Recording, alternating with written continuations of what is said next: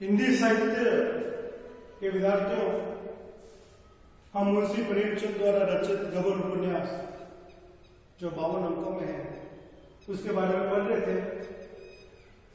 ये हमारी 31वीं online class है और इससे पूर्व हमने 30 क्लासें पढ़ी थी और गबन के 27 अंक हम पढ़ चुके हैं।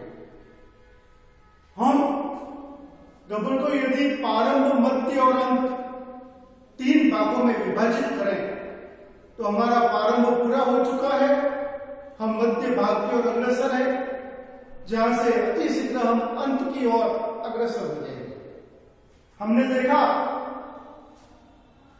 कि दीनदयाल मानवी जाल्फा ये प्रयाग के गांव के रहने वाले हैं। जाल्फा इनकी इकलौती लड़की है जिसका विवाह दीनदयाल के अच्छे मित्र दयानाथ जी के लड़के रमानाथ से होता है। रमानाथ की माता का नाम रामेश्वरी है। दयानाथ प्रयाग की कचहरी में बाबू का काम करते हैं। दोनों का जब विवाह तय हुआ तब कुछ वस्तुएं टीके वगैरह के साथ चंद्रहार देना तय हुआ था, जो दयानाथ जी जाल्फा के लिए बनाकर देते, किंतु रमानाथ द्वारा जो दिखावा, रईसपना, फिजूल खर्ची की गई, उनसे दयानाथ का जो बजट है विवाह का वो बिगड़ चुका था और वो चाहने पर भी जाल्फा के लिए चंद्रहार नहीं बना पाया। जब विवाह के समय जाल्फा की अदम्य अभिलाषा, बचपन की अभिलाषा, जिसके लिए उसने कई वर्षों तक इंतजार किया था, चंद्रहार कि विवाह होगा तब चंद्रहार मिलेगा, वो पूरी नहीं हुई तो जाल्फा कसम खाती है कि जब तक चंद्रहार नहीं मिलेगा वो गहनों को धारण नहीं करेगी। और गहने धारण करने की नौबत भी नहीं आई, क्योंकि दयानाथ पर बहुत ज्यादा उधारी का बोझ हो चुका है रमानाथ के कारण। और रमानाथ को समझाने के उपरांत भी रमानाथ उधारी चुकाने के लिए गलत मार्ग चुनता है, जाल्फा के गहनों की चोरी कर लेता है। अब वो जाल्फा जो कहती है कि मैं गहनों को धारण नहीं करूंगी, उसके सभी गहने उसी के पति ने चोरी कर दिए उधारी चुकाने के लिए, और वो इन वस्तुओं से अनभिज्ञ है। वो तो अपने पति से अथाह प्रेम रखती है, पति की बातों पर विश्वास करती है। जब कई महीने बीत गए, न तो चंद्रहार मिला, न ही चोरी किए गए गहने मिले, न ही ससुराल पक्ष द्वारा कुछ गहने के नाम पर कुछ आभूषण दिए गए, तो जाल्फा अपने पति को धमकी देती है कि अगर उसे गहने नहीं मिले, चंद्रहार नहीं मिला, तो वो ससुराल छोड़कर चली जाएगी।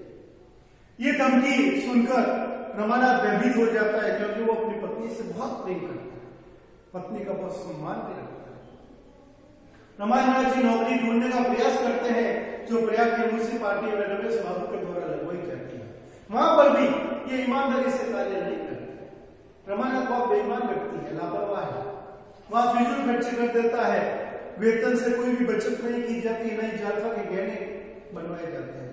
जाल्फा जब अपने मन की व्यथा को पत्र के माध्यम से लिखती है, जो तो वो पत्र रमानाथ पढ़ के संवेदनी का अनुभव करके जाल्फा के लिए चंद्रहार बनवाता है।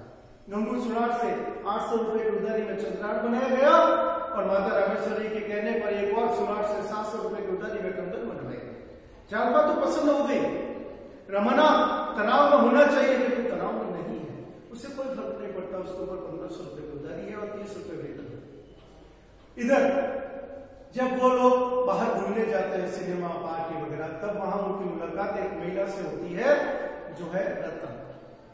रतन के विषय में ही हम आज 28वां, 29वां, 30वां, 31वां एपिसोड पढ़ने वाले हैं।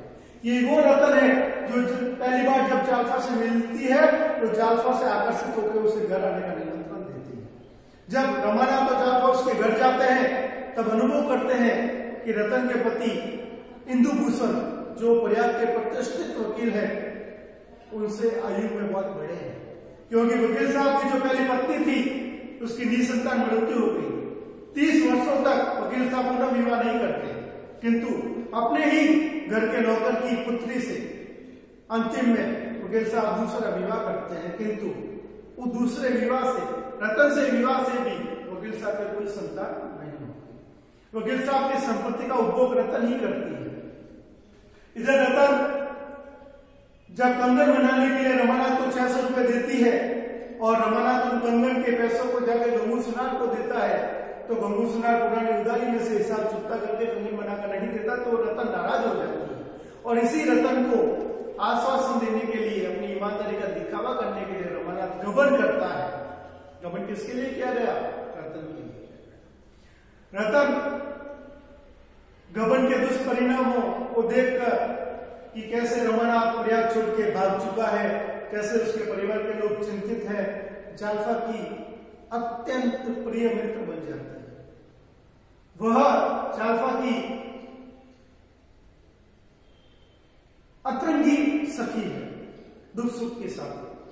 रतन रमानाथ को ढूंढने के लिए 50 रुपए इनाम में भी देती है, यहां तक कि रमानाथ की उधारी चुकाने के लिए जब जाल्फा गहने बेच देती है तो थोड़े ज्यादा रुपए देकर वो उन गहनों को खरीद लेती है कि उससे आर्थिक सहायता मिलेगी जाल्फा को।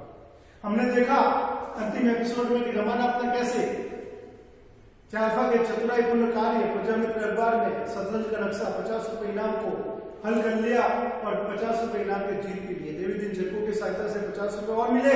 100 रुपए से चाय की दुकान खुली जो सिर्फ रात को खुलती है। अब हम रतन के बारे में वापस आते हैं। रतन को हमने देखा कि वो जाल्फा की अत्यंत प्रिय सखी बन चुकी है, अपनी सखी, किंतु मन ही मन में तनाव में दुखी है, क्योंकि उसको लगता है रमानाथ के गबन करने, जाल्फा के वैवाहिक जीवन को छिन्न भिन्न करने में रतन की भी भूमिका है। इधर रतन जाल्फा से अत्यंत प्रेम रखती है, जाल्फा के समकक्षी, जाल्फा के परिवार की सेवा करती है, दयानाथ और रामेश्वरी की, उसके छोटे भाइयों को पढ़ाने का खर्चा भी देती है और रमानाथ को ढूंढने का प्रयास उसने प्रयाग में भी बहुत ज्यादा किया है। किंतु इसी बीच रतन के पति वकील साहब इंदुभूषण बीमार हो जाते हैं, उन्हें दमे की बीमारी अस्थमा की। जब प्रयाग के बड़े बड़े डॉक्टरों के पास इलाज किया गया तो उन्होंने जलवायु परिवर्तन का कहा। इसी कारण रतन अपने पति वकील साहब को लेकर प्रयाग से कलकत्ता की ओर प्रस्थान करती है, जहां पर वो 2 कार्य करती है, एक तो अपने पति का इलाज करवाना और दूसरा समय मिलने पर रमानाथ को ढूंढने का कार्य करना। लेकिन भविष्य के गर्भ में क्या छुपा है कोई कुछ नहीं कह सकता। वही बातें हुई, रतन के अथक प्रयासों के बावजूद रतन के ये दोनों कार्य असफल हो गए। रमानाथ को ढूंढने का प्रयास हुआ, लेकिन रमानाथ की कोई खोज खबर कलकत्ता में भी रतन को नहीं मिली। इधर अपने पति का इलाज कराने के लिए वो कलकत्ता आई थी, लेकिन इलाज ठीक ढंग से बैठा नहीं और इसी बीच इलाज की असफलता के कारण रतन सधुआ से विधवा हो जाती है, अर्थात उसके पति की मृत्यु हो जाती है। पति का दाह संस्कार करने के लिए उनके पैतृक गांव काशी उन्हें ले जाया जाता है, जहां पर तमाम रिश्तेदार मौजूद है। वकील साहब का पूरा खानदान वहां पर है और वहां पर एक पात्र रतन को आकर्षित करता है, वो है वकील साहब का भतीजा मणिभूषण। हिंदू रीति रिवाज के अनुसार जो 12 दिन के दाह संस्कार के उपरांत कार्यक्रम होते हैं, उसमें इंदुभूषण का भतीजा मणिभूषण अर्थात वकील साहब का भतीजा बहुत ज्यादा दौड़भाग करता है, पूरी सहायता करता है। किंतु 12वें दिन के उपरांत जब वकील साहब के कार्यक्रम होने के उपरांत जब रतन के काशी या प्रयाग में जाने की बात आती है, तब इनकी वकील साहब के खानदान की या हम कह सकते हैं उनके रिश्तेदारों की वास्तविकता का परिचय होता है। किस तरीके से एक पुरुष अपनी शक्ति के आधार पर स्त्री का शोषण करता है, वो हमें गबन उपन्यास में रतन के रूप में दिखाई देता है। रतन का हालांकि ये उपन्यास आजादी से पूर्व लिखा गया था, बहुत ही कम ऐसे कानून बने थे जिसमें नारी को सुरक्षा प्रदान की गई थी। इसके लिए हम उस वातावरण के हिसाब से समझेंगे कि रतन के पति का कार्यक्रम पूरा होने के उपरांत भतीजे मणिभूषण एवं अन्य रिश्तेदारों के द्वारा रतन के सामने शर्त रखी जाती है कि वो काशी में ही रहे, क्योंकि अब उसके पति तो जिंदा है नहीं, प्रयाग में जाकर क्या करेंगे।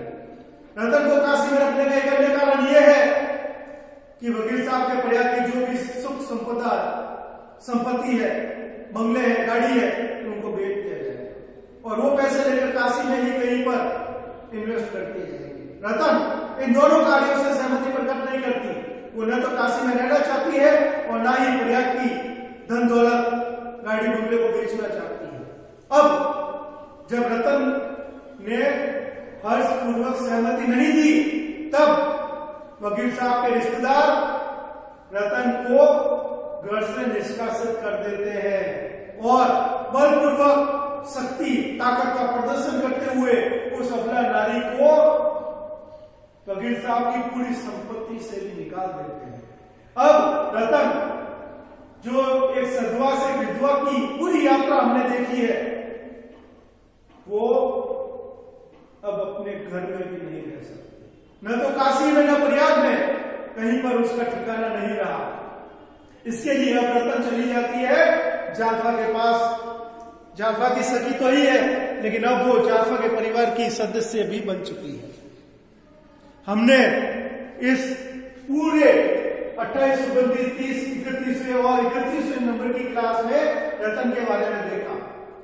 रतन जाफा की मित्र बनी, कैसे उसने कंगन के पैसे दिए, कैसे उसने रमानाथ और जाफा से अपने पैसे या फिर कंगन की डिमांड की थी, कैसे रमानाथ ने रतन के कंगन या पैसों के लिए 600 रुपए के लिए गबन किया, कैसे रमानाथ को ढूंढने का प्रयास रतन के द्वारा किया गया, शतरंज के नक्शे में 50 रुपए इनाम दिया गया, रतन द्वारा जाफा के सास ससुर की सेवा, गोपीनाथ विश्वनाथ के पढ़ाई का खर्चा या गबन मुक्ति कर्ज मुक्ति में अपनी अप्रत्यक्ष भूमिका निभाना, किस तरीके से रतन के पति की मृत्यु हो जाती है, कैसे उसे रतन को वकील साहब की संपत्ति से निष्कासित कर दिया जाता है। ये पूरी कहानी हमने रतन की देखी। रतन एक मेन कैरेक्टर है गबन उपन्यास में, जिसमें कभी कभार 2-2 नंबर के क्वेश्चन में रतन के चरित्र की विशेषताएं भी पूछ ली जाती है। यहां पर हम रतन के बारे में समापन करेंगे और अगले कक्षा 32वीं एपिसोड नंबर 32 की ओर बढ़ेंगे। लेकिन उससे पूर्व मैं आपको बता दूं